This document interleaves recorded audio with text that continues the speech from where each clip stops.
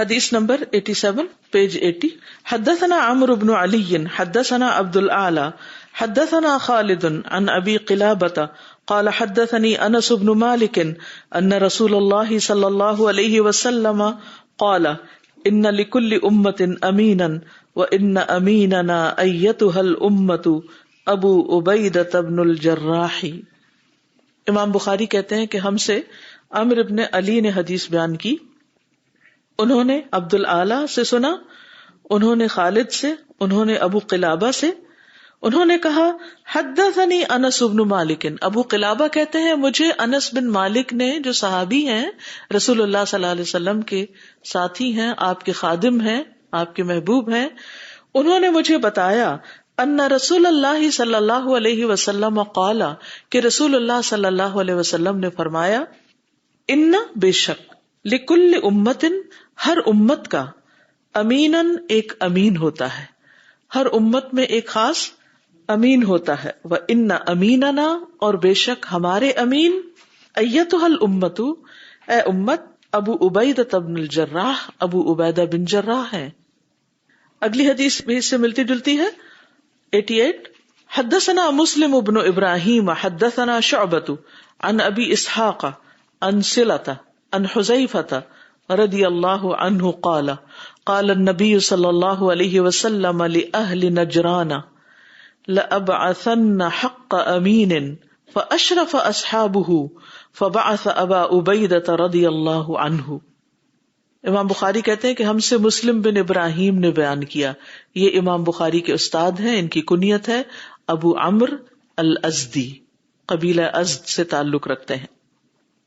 انہیں شعبہ نے بتایا, حدثنا شعبہ, انہیں ابو اسحاق نے بتایا, انہیں صلہ نے, صلہ بھی نام ہے, انہیں حذیفہ رضی اللہ عنہ. حذیفہ کون ہے؟ حذیفہ بن یمان. جی, اب وہ ایک مانوس سے لگے نا, ورنہ اگر نہ پتا ہو اور کتاب میں پڑھیں تو ہوں گے کوئی. رضی اللہ عنہ قال قال النبی صلی اللہ علیہ وسلم, نبی صلی اللہ علیہ وسلم نے فرمایا لأہل نجران, اہل نجران سے. یمن کے قریب ایک شہر ہے, تو یمن والے یعنی اہل نجران تھے. یمن تو ایک بڑے علاقے کا نام ہے نا.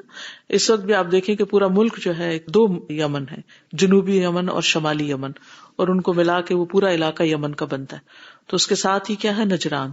تو جب نجران والوں کی بات ہوئی تو ایک جنرل نیم کے طور پر, جیسے کسی علاقے کا نام لیا جاتا ہے, کسی ملک کا نام لیا جاتا ہے کبھی, اور کبھی اس کے کسی ایک خاص شہر کا یا ٹاؤن کا نام لیا جاتا ہے. تو اہل نجران سے آپ نے فرمایا, اور نجران میں رہنے والے کون تھے؟ دراصل نصارہ تھے, عیسائی تھے. سورۃ آل عمران کے شروع میں اہل نجران کے ساتھ آپ صلی اللہ علیہ وسلم کے ایک مذاکرے کا اور مکالمے کا ذکر آتا ہے نا, اور پھر مباہلہ بھی ہوا تھا. تو آپ نے اہل نجران سے کہا لأبعثن حق امین, میں ضرور بھیجوں گا اس شخص کو جو سچا امانت دار ہے. حق یعنی واقعی حقیقی معنوں میں امانت دار ہے. فاشرف اصحابہ, تو صحابہ کی نگاہیں اٹھ گئیں کہ کس کو بھیجتے ہیں, کس کا نام آتا ہے, کون ہے وہ. فبعث ابا عبیدہ رضی اللہ عنہ, آپ نے ابو عبیدہ رضی اللہ عنہ کو بھیجا. یہاں آپ دیکھ رہے ہیں کہ نبی صلی اللہ علیہ وسلم کے جتنے ساتھی ہیں ان میں سے ہر ایک کی خاص خاص خوبی ہے, ہر ایک ایک الگ پھول ہے. یوں سمجھیے کہ جیسے ایک خوبصورت گلدستہ ہے جس میں رنگ برنگے پھول لگے ہوئے ہیں. گولڈ زیئر ایک مستشرق ہے, اورینٹلسٹ, اس نے صحابہ کے بارے میں کہا کہ یہ ہیروں کی نرسری ہے, یعنی کہ ہیرے ہیں جڑے ہوئے. کوئی ہیرا بڑا ہوتا ہے, کوئی چھوٹا ہوتا ہے, کسی کی چمک کیسے, کسی کی کیسے, اور وہ مل کے ایک عجب روشنی اور چمک پیدا کرتے ہیں. تو بہرحال آپ صلی اللہ علیہ وسلم کے ساتھیوں میں سے ابو بکر کے بارے میں آتا ہے کہ ارحمہم, سب سے زیادہ رحیم اور شفیق تھے.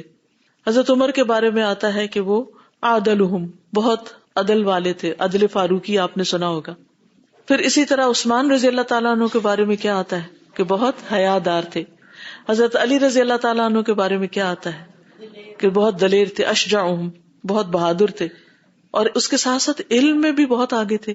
یعنی یہ بڑی حیرت انگیز بات ہے نا کہ ان کے علم نے ان کو عملی میدان میں اترنے سے نہیں روکا. پھر اسی طرح معاذ بن جبل، کسی کو معلوم ہے وہ کس چیز میں بڑے ماہر تھے؟ حلال و حرام کے جاننے والے. حلال و حرام کے سب سے زیادہ جاننے والے معاذ بن جبل تھے. سب سے بہترین قاری کون تھے؟ اقرأہم کتاب اللہ کون تھے؟ ابی بن کعب. اور زید بن حارثہ وراثت کے بہت ماہر تھے. زید بن حارثہ وراثت کے علم کو، یعنی علم الفرائض ہے، اس کو خوب جاننے والے تھے. تو بہرحال صحابہ میں سے بہت سے صحابہ جو ہیں وہ ان کی اپنی اپنی ایک کوالٹی ہے، ان کی صفات کے اعتبار سے بھی ان کی کوالٹیز ہیں، اور ان کے اخلاق اور ان کی دیگر خوبیاں بھی ایک دوسرے سے مختلف ہیں. لیکن شخصیتوں کا یہ اختلاف دین کی ترقی کا باعث بنا، آپس میں کنٹرڈکشن کا نہیں. کیونکہ کسی بھی کام کو کرنے کے لیے مختلف صلاحیتوں کے لوگ چاہیے ہوتے ہیں، اور ہر ایک اپنی اپنی جگہ بہترین ہوتا ہے. آپ بھی اپنا پوٹینشل پہچانیے، دیکھیے کہ آپ کے اندر کون سی صلاحیت زیادہ ہے، آپ کس چیز میں بہت اچھے ہیں، آپ اپنے آپ کو دوسروں کے مقابلے میں کس چیز میں بہتر پاتے ہیں. تکبر کے طور پر نہیں، فخر کے طور پر نہیں، بلکہ اس اعتبار سے کہ آپ اپنی اس صلاحیت کو اللہ کی رضا حاصل کرنے کے لیے خوب استعمال کر سکیں. سوچئے، ہے کوئی خاص خوبی آپ میں؟ جو صبر ہے، اور آپ پکانے میں اچھے ہیں، آپ گھر کی صفائی میں اچھے ہیں، آپ کس چیز میں اچھے ہیں. یعنی ہر شخص کسی ایک چیز کا تو ماہر ہونا ہی چاہیے. یعنی آپ کے اندر کوئی نہ کوئی مہارت تو ہونی ہی چاہیے.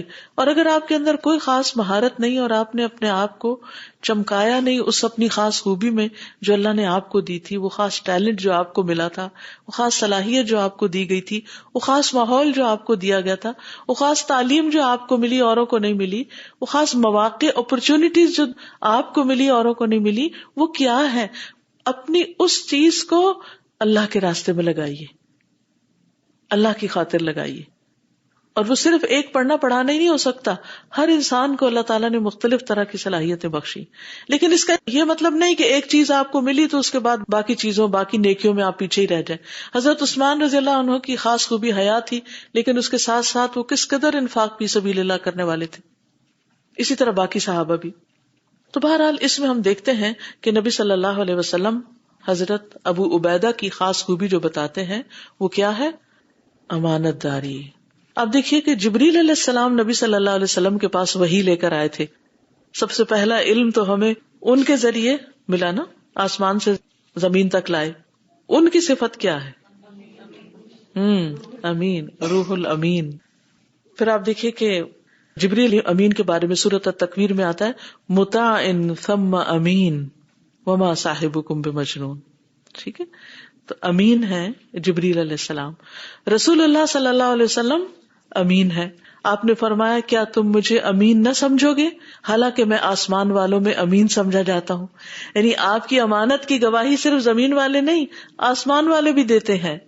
آسمان سے صبح و شام میرے پاس خبریں آتی ہیں. جب حجر اسود کو نصب کرنے کا وقت آیا خانہ کعبہ میں کی جب تعمیر ہوئی تھی آپ کی بعثت سے پہلے، تو نبی صلی اللہ علیہ وسلم جب سب سے پہلے تشریف لائے تو انہوں نے کہا کہ اتاکم الامین، تمہارے پاس الامین آ گیا ہے. یعنی آپ کو وہ الامین کہہ کے پکارتے تھے. نبی صلی اللہ علیہ وسلم نے فرمایا ابن عباس سے کہ 4 خصلتیں اگر تم میں موجود ہوں تو دنیا میں سے کچھ بھی گم ہو جائے تو کوئی افسوس نہیں. وہ یہ ہیں 4 خوبیاں. کردار میں 4 باتیں. نمبر 1 سچی گفتگو، سچی بات، کسی بھی طرح جھوٹ نہیں بولنا. نمبر 2 امانت کی حفاظت. نمبر 3 اچھا اخلاق. اور نمبر 4 رزق کی پاک دامنی، پاک رزق، صاف رزق.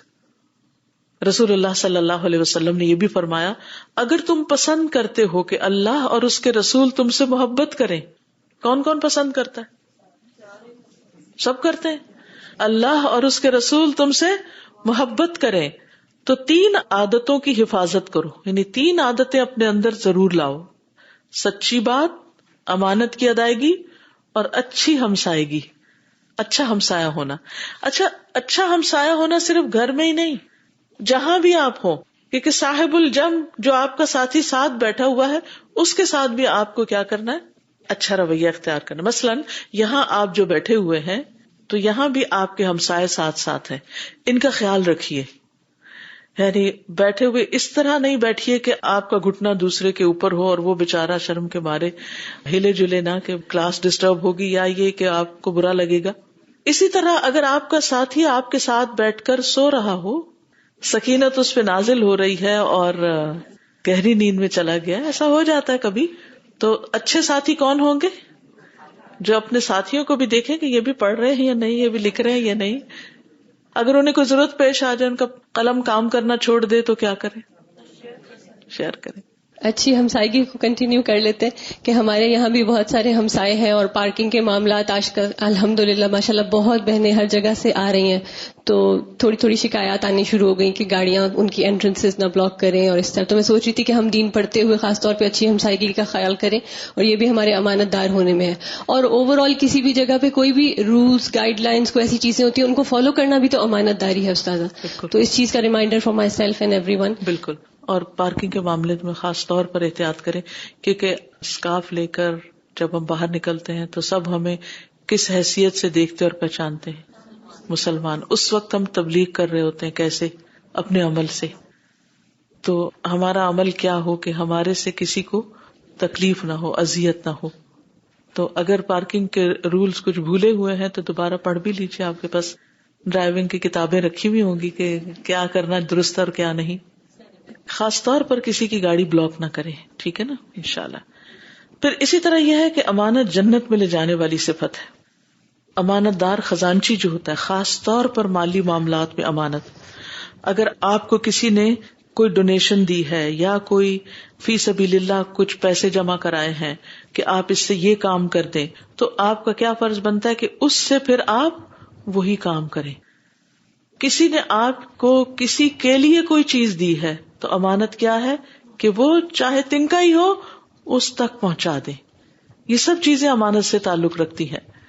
ابو موسیٰ روایت کرتے ہیں کہ آپ صلی اللہ علیہ وسلم نے فرمایا, مسلمان خزانچی جو امانت دار ہو اور اپنے مالک کا حکم نافذ کرے, اور بعض دفعہ یہ بھی فرمایا کہ جس قدر اسے حکم دیا جائے اسے پورا کرے اور اس سے اس کا دل خوش ہو, اور جس کے لیے اسے حکم دیا گیا ہے اس کو دے دے, یعنی جس کو دینے کا حکم دیا اس کو پہنچا دے, تو وہ بھی صدقہ کرنے والوں میں سے ایک ہے.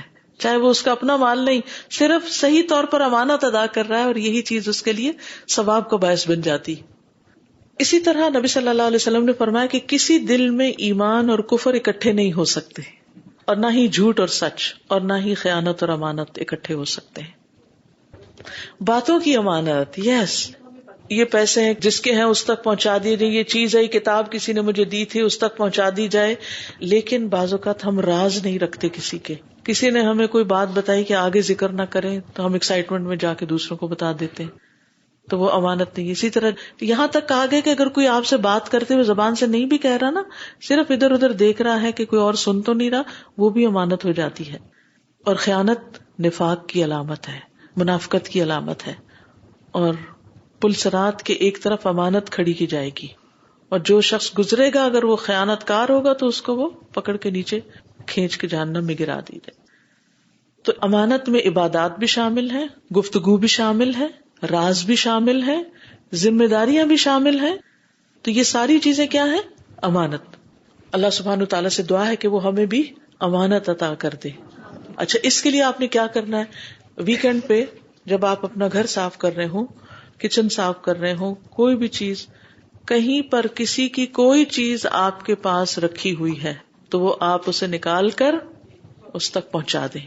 بعض اوقات ایسا ہوتا ہے نا, ہم رکھ کے بھول جاتے ہیں, اس کے اوپر کوئی اور چیز آ جاتی ہے, اس کے اوپر کوئی اور چیز آ جاتی ہے, اور پھر اچانک نظر پڑتی کہ یہ کیا ہوا. تو کبھی کبھی اپنی اس نیت کے ساتھ بھی ہر چیز کا جائزہ لینا چاہیے کہ کہیں کسی اور کا حصہ تو میرے طرف نہیں آ گیا, کیونکہ بعض اوقات ہم جان بوجھ کے نہیں کرتے لیکن بھول چوک ہو جاتی ہے. ہم لوگ فیس بک استعمال کرتے ہیں تو ہم لوگ اپنے پولیٹیشین وغیرہ کی جو برائیاں ہوتے ہیں اگر ہم اس کو ہائی لائٹ کرتے ہیں یا شیئر کرتے ہیں کسی سے تو وہ بھی غلط ہے. وہ امانت خیانت نہیں, وہ پھر یہ ہے کہ ڈیفیم کرنا کسی کو, اور غیبت اور بہتان درازی اس طرح کی چیزوں میں آتا ہے, وہ بھی غلط ہے. ٹھیک ہے. حضرت حسن اور حسین رضی اللہ عنہما. حضرت حسن کون تھے؟ حضرت حسن نبی صلی اللہ علیہ وسلم کے نواسے. الحسن بن علی بن ابی طالب الہاشمی القرشی المدنی الشہید. ٹھیک ہے, یہ بھی ہاشمی تھے, قرشی تھے, مدنی تھے کیونکہ یہ مدینہ میں پیدا ہوئے تھے. ان کی کنیت ابو محمد تھی. نبی صلی اللہ علیہ وسلم کے نواسے اور دنیا میں ان کے خوشبودار پھول. اہل جنت کے نوجوانوں کے سردار. کون ہے؟ اہل جنت کے نوجوانوں کے سردار سیدہ فاطمہ بنت رسول اللہ صلی اللہ علیہ وسلم کے بیٹے. ان کے والد امیر المومنین علی رضی اللہ عنہ. حضرت حسن نصف رمضان کو سن 3 ہجری میں پیدا ہوئے ہیں. کب پیدا ہوئے؟ 3 ہجری میں پیدا ہوئے. نبی صلی اللہ علیہ وسلم نے ان کی تربیت کی تھی. حضرت حسن بن علی 8 سال تک محمد صلی اللہ علیہ وسلم کے ہاتھوں تربیت لیتے رہے. آپ نے اپنی آنکھوں کے سامنے ان کی تربیت کی. آپ ان سے بہت محبت کرتے تھے. ولادت کے پہلے دن سے ہی ان کی تربیت کی ذمہ داری سنبھال لی. آپ نے ان کا نام حسن رکھا. ان کو برکت کی دعا دی, ان کو گٹی دی, اور آپ ان کے ساتھ کھیلتے تھے. یعنی بچپن سے ہی ان سے محبت کرتے, ان پہ شفقت کرتے, ان کو بوسہ دیتے, ان کو اپنے گلے سے لگاتے, ان کو اپنے کندھوں پر بٹھاتے. ہمارا بچوں کے ساتھ کیا سلوک ہے؟ ہم بچوں کے ساتھ کتنی محبت کرتے, ان کو کتنی توجہ دیتے. کیونکہ تربیت کرنے کے لیے پہلی چیز یہ ہے کہ ہم ان کو محبت دیں, ان کی غلطیوں کو اگنور کریں اور ان کی تکلیفوں پر صبر کریں. کیونکہ اگر ان کی تکلیفوں پر ہم صبر نہیں کریں گے تو ہم ان کی تربیت نہیں کر سکتے. بچے مسجد میں آئے ہیں, ذرا سا شور ہوا, ڈانٹ ٹپکار شروع ہو گئی, کوئی ادھر ادھر بھاگ رہا ہے تو اس کے پیچھے پڑ گئے, آنکھیں دکھائیں, بال کھینچے, ہاتھ کھینچے, یعنی ان کو ہم ایسی لکس دیتے ہیں کہ وہ چلے جائیں یہاں سے. تو پھر آپ کی مسجدیں آباد کون کرے گا آگے؟ میں سب بڑوں کو خصوصی طور پر تاکید کرتی ہوں کہ بچوں کی طرف سے آئی ہوئی تکلیفوں پر صبر کریں, ان کے ساتھ محبت کریں. ٹھیک ہے, ان کو ڈسپلن کریں, ان کے لیے ایسی ایکٹیویٹیز رکھیں, ان کے لیے ایسی چیزیں سوچیں کہ جس کی وجہ سے وہ نمازیوں کو تکلیف نہ دیں. لیکن صرف ڈانٹ ڈپٹ کر کے ان کو بگانا جو ہے یہ بہت بڑی زیادتی ہے. آپ اپنے لیے کوئی صدقہ جاریہ نہیں کما رہے. ان کے لیے الگ حصہ مخصوص کریں, کچھ لوگ ان کے اوپر ذمہ دار ہوں, وہ بیٹھ کر ان کو بھی کچھ سکھائیں تاکہ ان کا وقت ضائع نہ ہو. یہ نہیں کہ ماں باپ نماز پڑھ رہے ہیں اور بچے جو ہیں وہ آوارہ گردی کر رہے ہیں. کچھ بہنوں نے نماز نہیں پڑھنی ہوتی, وہ خود آگے بڑھ کر والنٹیئر کریں اور وہ ان کی ذمہ داری لیں اور ان کو سنبھالیں. حضرت حسن رضی اللہ عنہ 49 ہجری میں وفات پائے. زہر دیے جانے سے فوت ہوئے تھے. اب دیکھیے کہ لوگ جو ہیں وہ نواسے رسول کو بھی نہیں چھوڑتے. شیطان اس طرح لوگوں کے پیچھے ہوتا ہے. بقیع غرقد میں اپنی والدہ فاطمہ الزہرا کے پہلو میں دفن ہوئے. پھر ہیں حضرت حسین رضی اللہ عنہ. حسین بن علی بن ابی طالب بن عبد المطلب بن ہاشم الہاشمی القرشی. ان کی کنیت ابو عبداللہ ہے. پیدائش ہجرت کے 4 سال پیدا ہوئے. تو بڑے کون ہیں؟ حضرت حسن. اور 1 سال بعد پیدا ہوئے حضرت حسین. آپ کے نواسے ہیں نبی صلی اللہ علیہ وسلم کے, کربلا کے شہید ہیں, اور آپ کی بیٹی فاطمہ الزہرا کے بیٹے, اور دنیا میں نبی صلی اللہ علیہ وسلم کے خوشبودار پھول. ان دونوں کے بارے میں نبی صلی اللہ علیہ وسلم نے فرمایا کہ یہ جنتی نوجوانوں کے سردار ہیں اور ان کے والد ان سے افضل ہیں. یعنی حضرت علی جو ہیں وہ مقام میں ان سے افضل ہیں. آپ کا ان دونوں کے ساتھ بہت تعلق تھا. حضرت حسن کی جب پیدائش ہوئی تو حضرت علی نے ان کا نام حرب رکھا. آپ تشریف لائے, آپ نے پوچھا میرا بیٹا تو دکھاؤ, اس کا نام کیا رکھا ہے؟ حضرت علی کہتے ہیں میں نے کہا حرب رکھا ہے. حرب کا مطلب ہوتا ہے جنگ. آپ نے فرمایا نہیں, اس کا نام حسن ہے. جب حسین پیدا ہوئے تو انہوں نے پھر ان کا نام حرب رکھ دیا. تو نبی صلی اللہ علیہ وسلم پھر تشریف لائے اور فرمایا میرا بیٹا مجھے دکھاؤ, اس کا نام کیا رکھا ہے؟ تو انہوں نے عرض کیا حرب. فرمایا نہیں, یہ حسین ہے. تو اس طرح آپ نے دونوں کے ملتے جلتے نام رکھے اور دونوں ہی بڑے خوبصورت نام ہیں, حسن اور حسین.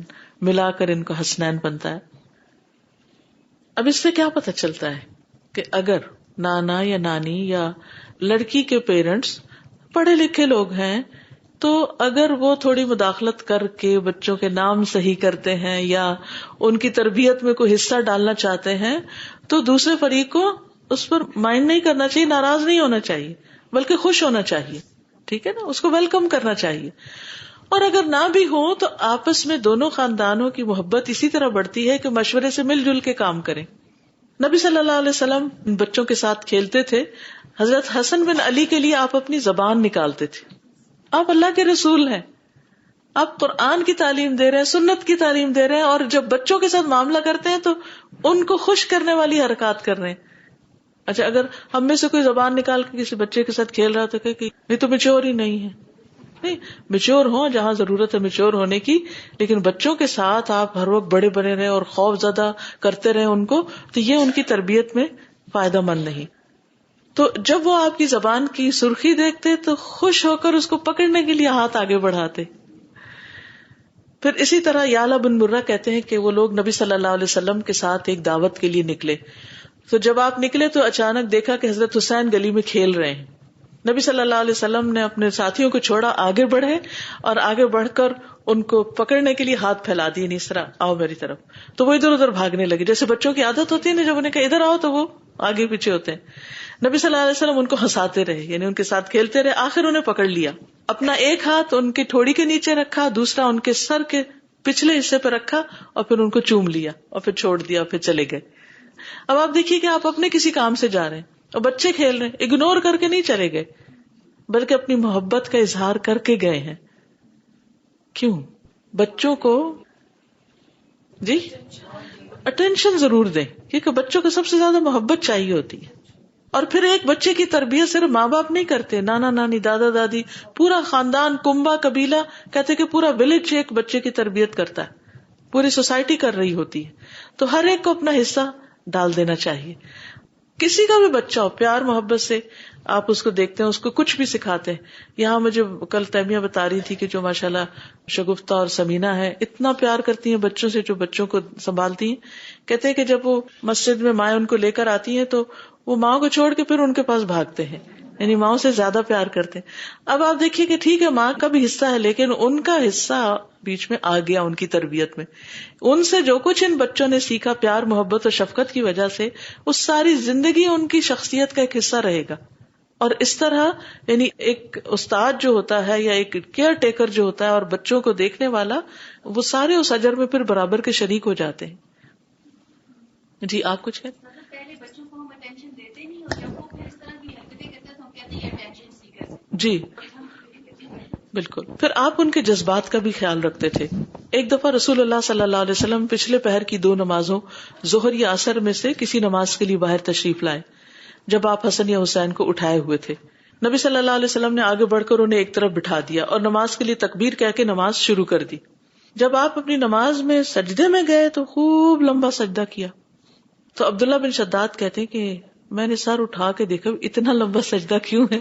یعنی بعض اوقات ایسا تھا انسان سوچتے شاید کوئی میں مس کر گیا, میں نے سنا نہیں کہ اللہ اکبر امام نے کہی ہے. تو میں نے دیکھا کہ بچہ آپ کی پشت پر سوار تھا اور آپ سجدے میں تھے, تو میں دوبارہ پھر سجدے میں چلا گیا.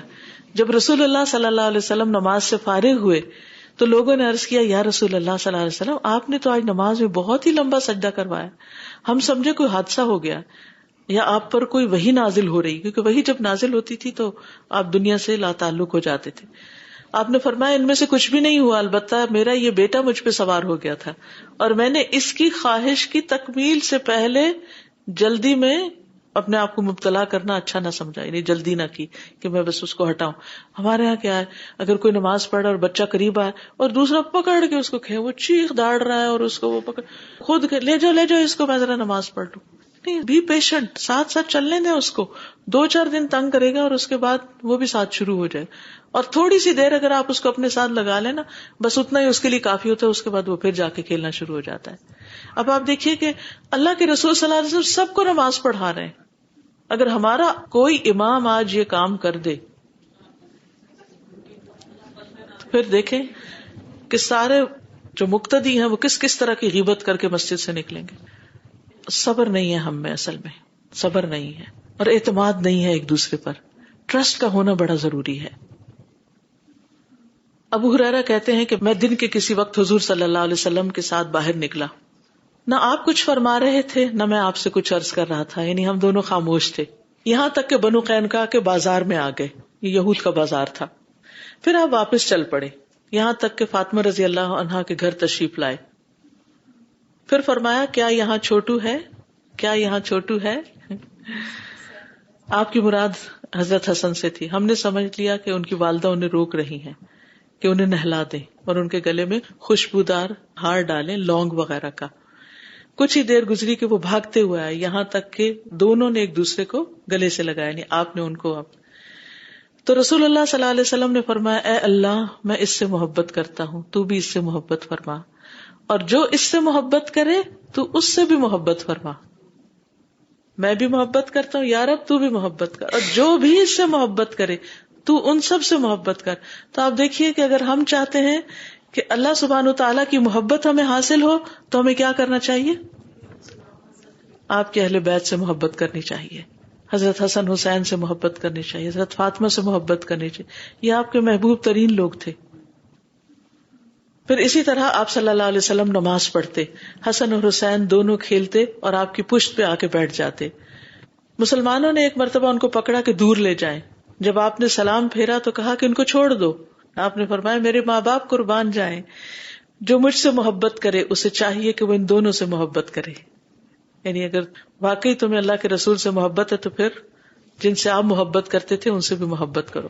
حضرت عائشہ فرماتی ہیں کہ نبی صلی اللہ علیہ وسلم صبح کے وقت اس حال میں نکلے کہ آپ اپنے اوپر ایک ایسی چادر اوڑے ہوئے تھے کہ جس پر سیاہ بالوں سے نقش بنے ہوئے تھے.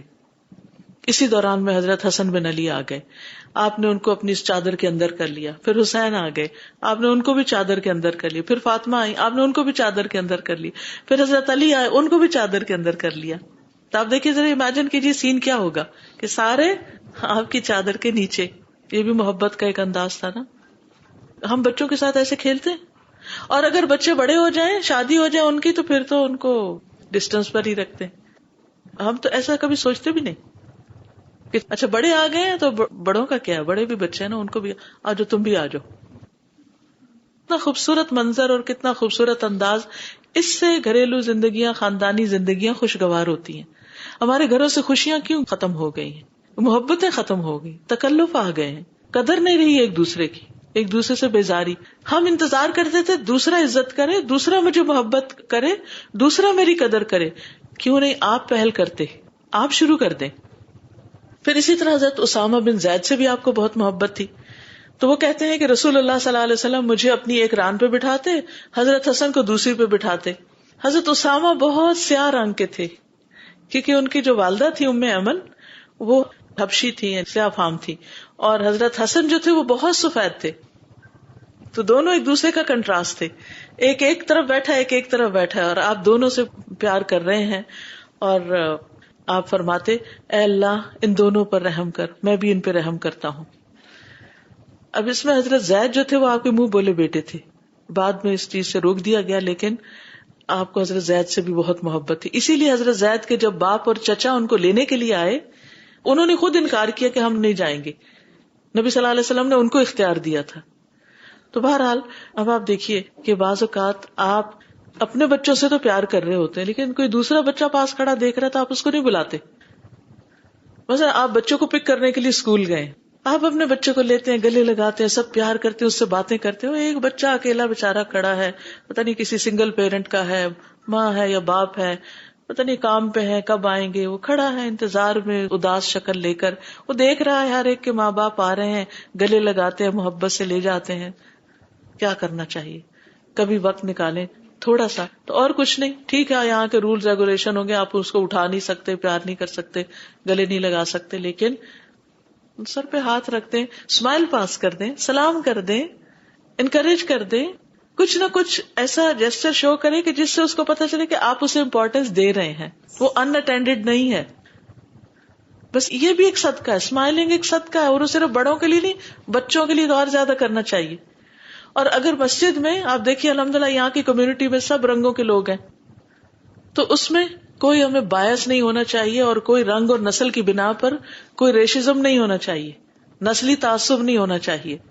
سب کو پیار کر، اور ایک دفعہ محبت کی نظر سے دیکھے تو اسی اللہ آپ کے دل میں ان کی محبت ڈال دے گا. یہ نہیں کہے کہ یہ تو فلاں ہے اور یہ فلاں ہے اور یہ فلاں ہے، نہیں. ایون میں سمجھتی ہوں کہ جن گھروں میں نان مسلم بچے، جو خواتین بچوں کی ٹیک کیئر کرتی ہیں، ان بچوں سے بھی پیار کریں، کیونکہ بچے تو بچے ہیں نا سب. پھر اسی طرح برا کہتے ہیں میں نے رسول اللہ صلی اللہ علیہ وسلم کو دیکھا کہ آپ نے حسن بن علی کو اپنے کندھے پہ بٹھا رکھا تھا اور فرما رہے تھے اے اللہ میں اس سے محبت کرتا ہوں، تو بھی اس سے محبت کر. ایک اور روایت میں آتا ہے کہ آپ نے ان کو اپنی گردن پہ بٹھایا ہوا تھا، یعنی کہ یوں دونوں ٹانگیں آگے کر کے. پھر ایاس کہتے ہیں میں نبی صلی اللہ علیہ وسلم اور حضرت حسن حسین کو آپ کے سفید خچر پر بٹھا کر اس کی باگ پکڑ کر چلا، یہاں تک کہ انہیں نبی صلی اللہ علیہ وسلم کے گھر میں لے گیا. ایک بچہ آپ کے آگے بیٹھ گیا، ایک پیچھے بیٹھ گیا. پھر اسی طرح یہ ہے کہ آپ ان کو اپنے ساتھ لپٹاتے بھی تھے، یعنی حق کرتے تھے.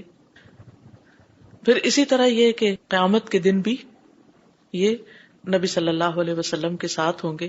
اور اگر ہم چاہتے ہیں کہ آپ کے ساتھ ہم بھی ہوں تو پھر ہمیں کیا چاہیے کہ ہم آپ سے محبت کریں، آپ کے بچوں سے محبت کریں. المرء مع من احبہ.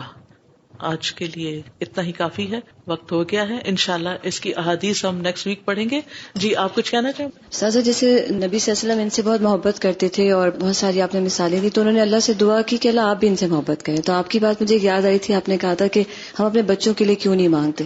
تو الحمدللہ اس دن سے ایک عادت بنائی کہ اللہ تعالیٰ میں اپنے بچوں سے محبت کرتی ہوں، آپ بھی ان سے محبت کریں. الحمدللہ. اوکے، سبحانک اللہم و بحمدک، اشہد ان لا الہ الا انت، استغفرک و اتوب الیک. السلام علیکم و رحمۃ اللہ وبرکاتہ. بسم اللہ